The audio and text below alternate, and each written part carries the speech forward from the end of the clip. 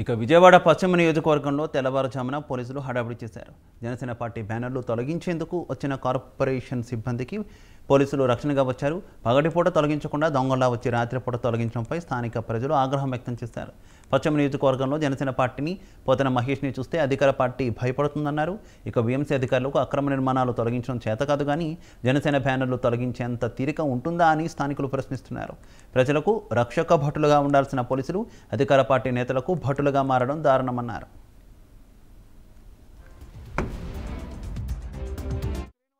Pant తడుపుకునేటువంటి పరిస్థితి అయితే స్పష్టంగా ఉందని ఈ రోజున పశ్చిమ నియోజకవర్గ ప్రజలందరూ కూడా అర్థమైంది. మీరు అక్రమ నిర్మాణాలను అడ్డుకోండి, అక్రమ నిర్మాణాలను కోల్చండి, కార్పొరేషన్ ఆదాయాన్ని పెంచండి, నగర అభివృద్ధి కోసం కృషి చేయండి.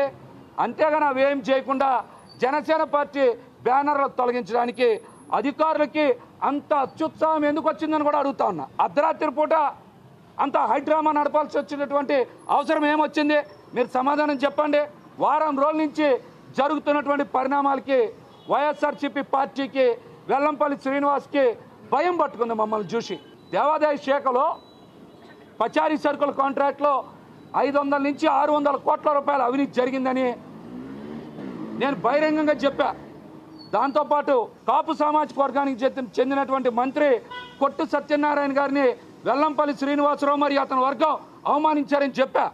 అవన్నీ వాస్తవం అని తేలిని. అందుకే కొట్టు సత్యనారాయణ గారు కూడా పచారీ సరుకుల టెండర్ని 10 కోట్ల టర్నోవర్ని